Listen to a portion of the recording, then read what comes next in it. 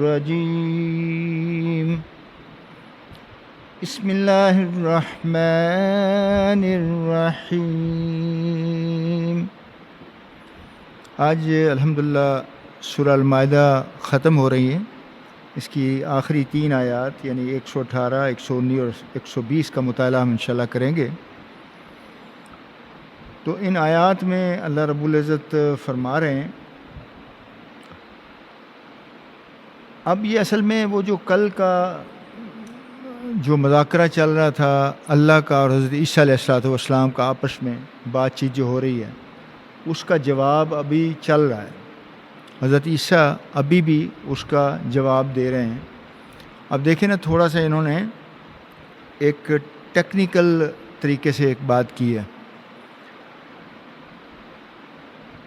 آپ کہہ رہے ہیں ان تعذبہم فإنہم عبادک، اگر عذاب دے تو ان کو تو بے شک وہ تیرے ہی بندے ہیں۔ اگر عذاب دے تو ان کو بے شک وہ تیرے ہی بندے ہیں۔ وَإِن تَغْفِرْ لَهُمْ فَإِنَّكَ أَنْتَ الْعَزِيزُ الْحَكِيمُ، اور اگر تو معاف کر دے، اگر تو مہربانی کر دے تو پھر بڑا غفور الرحیم، زبردست حکمت والا بھی ہے، مہربان بھی ہے، کرم کرنے والا بھی ہے۔ اب آپ دیکھیں کہ انہوں نے کس طریقے سے یہ اللہ تعالیٰ کو یہ بات کی ہے۔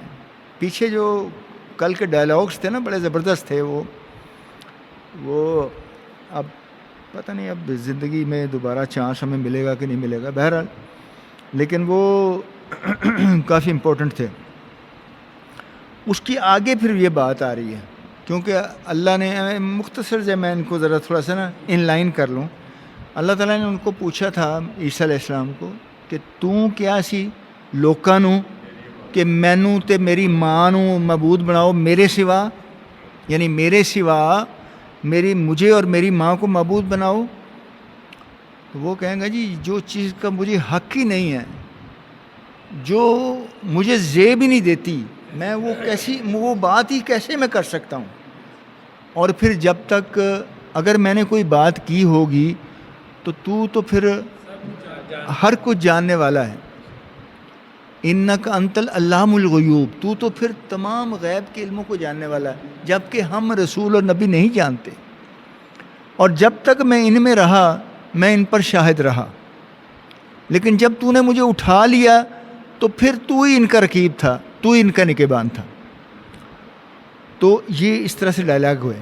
آگے پھر یہ کہہ رہے ہیں کہ اگر تو عذاب دے اے اللہ تے بندے تیرے، اور اگر تو معاف کر دے تو بڑا ہی یعنی غفور الرحیم ہے اور زبردست حکمت والا ہے، یعنی تیری مہربانیاں بھی جو ہے نا جی وہ ان لمیٹڈ ہیں، اور تو ویسے بھی بڑی حکمت والا ہے۔ تو اس میں یہ دیکھیں سورہ العنکبوت میں ایک جگہ اللہ تعالیٰ فرماتے ہیں کہ یعذب من یشاء ویرحم من یشاء، چاہے تو وہ چھوڑ دے اور چاہے وہ عذاب دے، چاہے وہ چھوڑ دے، یہ اس کی مرضی ہے، یعنی یہ اس کی ڈسکریشنری پار ہے کہ وہ چاہے کسی کو چھوڑ دے، چاہے کسی کو سزا دے، اس کو پوچھنے والا کوئی نہیں۔ ایک اور جگہ سورہ انبیاء میں اسی سے متعلقہ ایک آیت سننے والی ہے۔ قرآن میں آتا ہے کہ لا يسأل عما يفعل، لا يسأل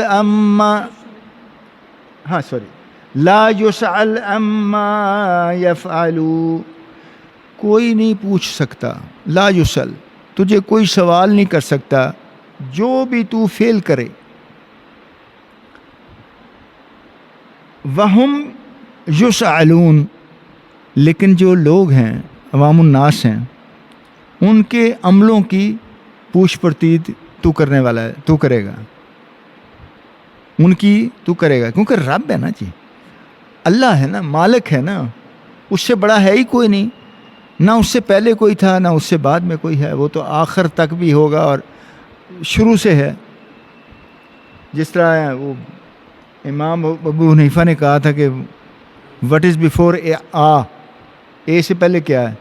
انہوں نے کہا کچھ نہیں، انہوں نے کہا اللہ سے پہلے بھی کچھ نہیں۔ تو یہ ہے کہ اللہ تعالیٰ کو کوئی نہیں پوچھ سکتا، وہ کسی کو چاہے تو چھوڑ دے، چاہے تو اس کو پکڑ لے۔ اچھا آگے آپ دیکھیں، قال اللہ ھذا یوم ینفع الصادقین صدقہم، قال اللہ ھذا یوم ینفع الصادقین صدقہم، فرمایا اللہ نے یہ دن ہے کہ نفع دے گا صادقین یعنی سچوں کو ان کے سچ کا۔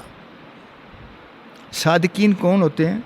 صدیقین بھی جن کو کہا جاتا ہے، جو سچے ہوتے ہیں، جو سچ بات کو، جو حق بات کو فوراً تسلیم کر لیتے ہیں، مان لیتے ہیں۔ حضرت ابو صدیق کو کیا کہا تھا؟ کافروں نے کہا جی تیرا تے رسول ہوں کہندا میں راتوں رات آسمان تو بھی ہو آیا تے جنت دوزخ بھی دیکھ آیا تے سارا کچھ۔ انہوں نے کہا اللہ رسول نے کیا، محمد صلی اللہ علیہ وسلم نے کیا؟ کہندے ہاں، کہندے پھر صدقتنا، انہوں نے کہا پھر آپ نے صحیح کہا۔ تو اس لیے صدیق کا لقب پڑا پھر۔ اور پہلے بھی آپ دیکھیں جب مسلمان ہوئے ہیں تو ایک دعوت پہ اللہ کے رسول کی آپ نے ایمان لیا، اور اپنا مذہب چھوڑنا کوئی معمولی بات نہیں ہوتی، سب سے مشکل کام جو ہے، سب سے مشکل۔ جی جی ہاں جی ہاں جی ہاں جی ہاں جی بالکل، ہاں جی ہاں جی، نہ تو وہ تو اور پکے ہو جاتے، وہ کہندا نہ جی نہ یہ اسی ادھر ادھر نہیں ہو سکتے۔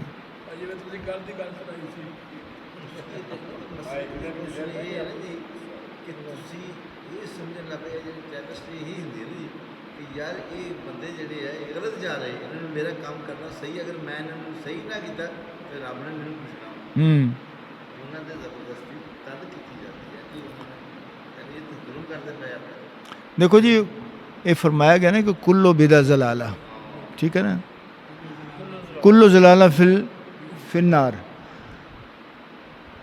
تو میں اپنے مولوی صاحب نے بھی کیا